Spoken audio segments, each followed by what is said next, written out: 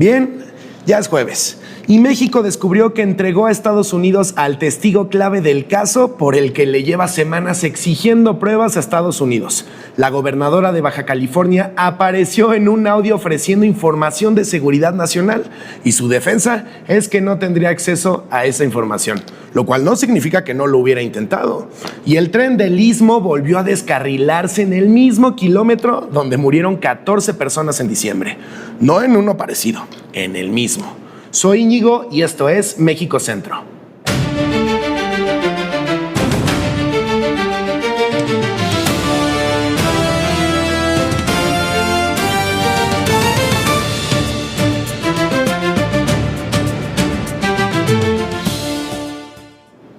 La Fiscalía General de la República emitió esta semana un comunicado para aclarar el caso del piloto que trasladó a El Mayo Zambada a Texas. Pero el comunicado no aclaró nada. Lo que sí hizo fue confirmar que México tuvo en sus manos a esa pieza, la procesó por tráfico de armas y la entregó a Estados Unidos en agosto de 2025 junto con otros 25 detenidos, bajo la Ley de Seguridad Nacional, sin saber, según la versión oficial, que era el hombre que había transportado al capo más buscado del continente. La Fiscalía dice que fue hasta junio de 2026 cuando identificaron a Mauro Alberto Núñez Ojeda, el Jando, por coincidencias de voz y huellas. Así fue, solamente 10 meses después de haberlo mandado a Texas. El problema con esa cronología es que en febrero de 2025, recién detenido el Jando, el propio secretario de Seguridad, Omar Harfuch, ya había dicho públicamente que ese hombre había participado en el traslado del Mayo. No fue una fuente anónima, fue Harfuch y en público. Ahora el gobierno tiene dos versiones disponibles. No sabían y lo entregaron por descuido, o sí sabían y lo entregaron de todas formas. La Fiscalía optó por la primera y Harfuch, sin querer, documentó la segunda. Sheinbaum dijo que todo se hizo en estricto cumplimiento de la ley. Harfuch dijo que expulsaron a quien genera violencia. Y ninguno de los dos respondió la pregunta obvia. México lleva semanas exigiéndole a Washington información sobre un caso en el que el testigo central era mexicano. Estaba en una cárcel mexicana. Fue procesado por autoridades mexicanas y fue enviado a Estados Unidos por el propio gobierno mexicano, en donde el Jando ya se declaró culpable. La pieza que podía dar respuestas ya no está aquí y la explicación de por qué no está aquí contradice lo que el propio gobierno dijo cuando aún estaba. El lunes 13, el periodista Héctor de Mauleón publicó un segundo audio de Marina del Pilar Ávila, gobernadora de Baja California, en el que se le escucha conversar con un supuesto intermediario del FBI y un agente especial. Decirles que está dispuesta a cooperar y ofrecer contar lo que ha escuchado en las mesas de seguridad en el contexto de la cancelación de su visa en mayo de 2025 y las investigaciones en Estados Unidos contra su ex esposo por presunto lavado de dinero y vínculos con el cártel de Sinaloa. Ayer la gobernadora dio su versión y tiene dos partes. La primera fue una trampa. Su antecesor, Jaime Bonilla, hoy dirigente del PT en Baja California y aliado de Morena, la contactó por WhatsApp el 15 de diciembre de 2025, ofreciéndole reunirse con personas que la ayudarían con su visa. Esas personas, según ella, se hicieron pasar por agentes estadounidenses y los audios fueron burdamente manipulados. La segunda parte es la más curiosa. La gobernadora dijo que, aunque hubiera querido entregar información de seguridad nacional, no habría podido hacerlo porque como gobernadora ni siquiera tiene acceso a esa información. Esta no es una defensa de lealtad, es una defensa de incompetencia técnica. El argumento no es no lo haría, sino no llegaría tan lejos aunque quisiera porque no sé cómo. En términos jurídicos puede ser válida. En términos humanos es como decirle al juez, no soy culpable, soy incapaz. Harfuch dijo que la grabación no contiene información sensible que represente riesgo. Sheinbaum descartó investigarla. Marina del Pilar anunció acciones legales contra Bonilla, quien a su vez enfrenta un proceso penal por el caso de la planta Next Energy. El señalado de tender la trampa es hoy su aliado político de cara al 2027. No cabe duda que en Baja California las coaliciones se construyen con materiales poco convencionales. El lunes 13, en la primera cumbre Estados Unidos libre de fentanilo en Orlando, el director de la DEA, Terry Cole, afirmó que existe una conexión mortal entre las redes de los cárteles y el gobierno mexicano y que combatirla es su prioridad número 1. El martes, el Gabinete de Seguridad respondió con una tarjeta informativa, presumiendo casi 60,000 detenidos, 498 toneladas de droga aseguradas, una caída del 48% en homicidios. Este miércoles, Sheinbaum cerró el intercambio en la mañanera. Calificó los dichos de muy desafortunados, políticos y sin fundamento. Luego preguntó quién vende la droga en Estados Unidos, cómo la distribuyen, cómo lavan el dinero. Eso es lo que la DEA debería de estar investigando. Y de paso recordó el caso de Nicolás Palmieri, ex jefe de la DEA en México, destituido por socializar con abogados de narcotraficantes y por usar, según la agencia AP, fondos antidrogas para pagar su propia fiesta de cumpleaños. La tarde del martes 14 a las 17 horas, un comando armado interceptó en Tecate, Baja California, el vehículo en que viajaban María de Jesús Quijada Maldonado, regidora de Morena, su esposo Jesús Pereira Ruiz y su hija de 15 años. La familia se dirigía a la ceremonia de graduación de la menor. Los agresores dispararon en múltiples ocasiones sobre la calle Coyuca, en el fraccionamiento Hacienda, y huyeron en un auto que después incendiaron con bombas Molotov. Jesús Pereira, que había sido coordinador de la Mesa de Paz y Seguridad del municipio, murió en el lugar. La regidora recibió varios impactos. Fue trasladada en ambulancia hasta la frontera y luego en helicóptero a un hospital en California, donde su padre la reportó fuera de peligro. La hija también resultó herida. Sheinbaum calificó el atentado de lamentable y confirmó que el Gabinete de Seguridad ya investiga, pero hasta hoy no hay detenidos ni un móvil confirmado. Lo que sí hay es un patrón conocido: funcionarios locales atacados, familias completas alcanzadas por la violencia, investigaciones que arrancan de cero. Y detrás de este caso hay un adolescente que perdió a su padre el día en el que iba a recibir su diploma. Ojalá la investigación llegue más lejos que la indignación. A una semana de su detención, Víctor Rodríguez Padilla, exdirector de Pemex, salió del penal de Atlacholoaya, Morelos. La jueza de control Consuelo Adriana Correa revocó la prisión preventiva y le permitió llevar el proceso en libertad, con garantía de 20,000 pesos, firma mensual obligatoria y prohibición de salir del país.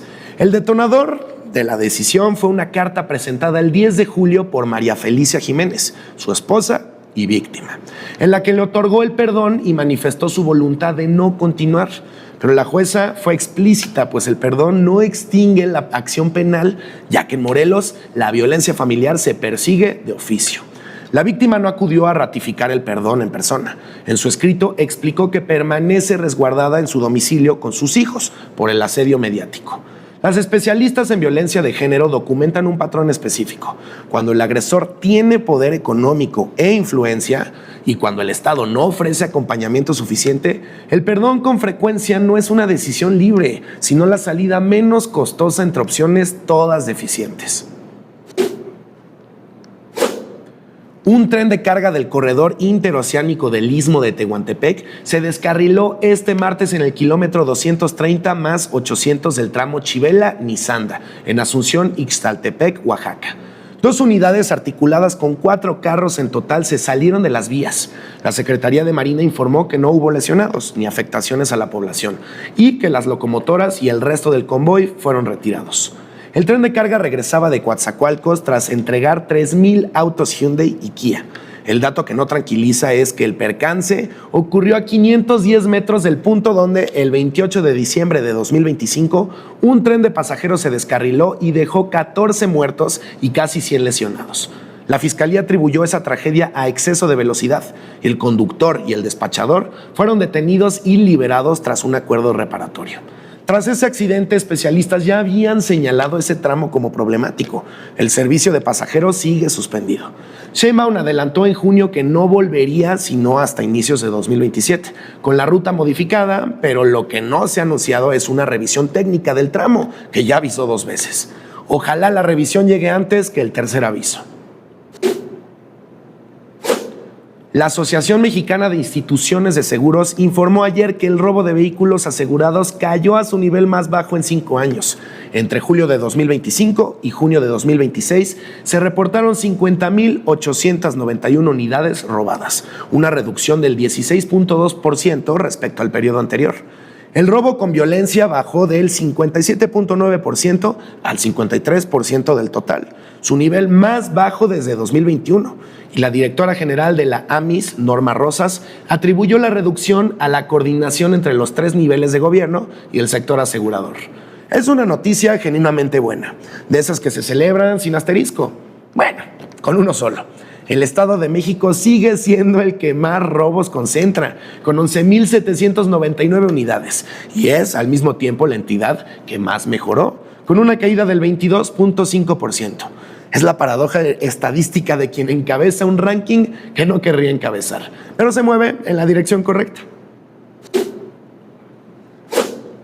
Según la encuesta nacional de bienestar autorreportado 2025 del INEGI, la satisfacción con la vida de la población adulta mexicana alcanzó un promedio de 8.62 sobre 10, la cifra más alta desde 2021, cuando fue de 8.45.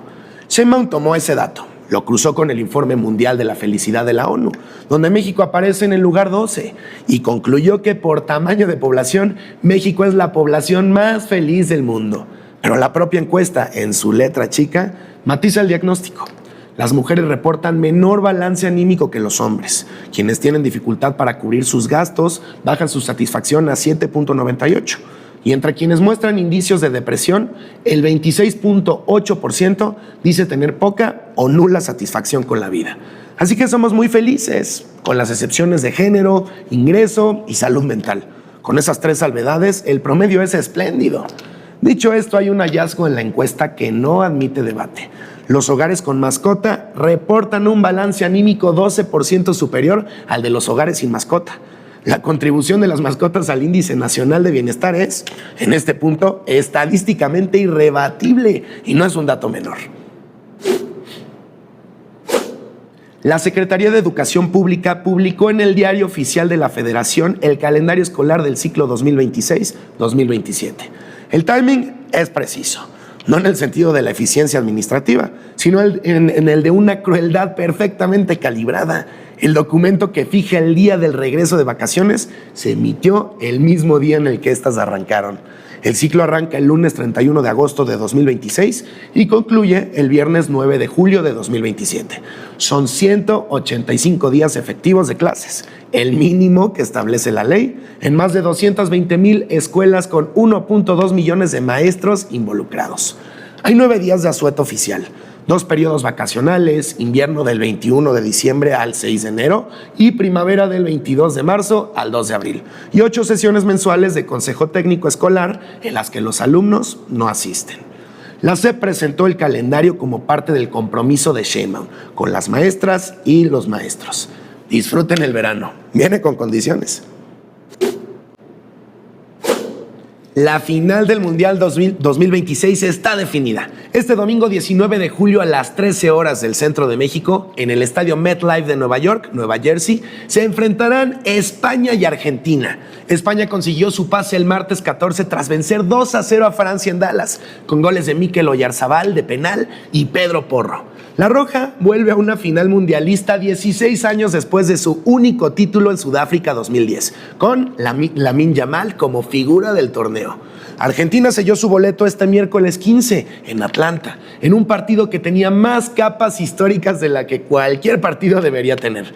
Remontó 2-1 Inglaterra con goles de Enzo Fernández y Lautaro Martínez sobre el final, en una reedición de un duelo marcado por las Malvinas y por 1986. Y así, la albiceleste de Scaloni y Messi va por el bicampeonato, lo que la igualaría a Brasil e Italia. Para México, que se fue en octavos contra Inglaterra, la narrativa del torneo terminó con una compensación parcial. La selección que nos eliminó también se fue a casa y lo hizo contra Argentina en el partido con más carga emotiva de la ronda. La final no involucra a ningún vecino incómodo, así es que lo podremos ver como corresponde, con botana y sin consecuencias.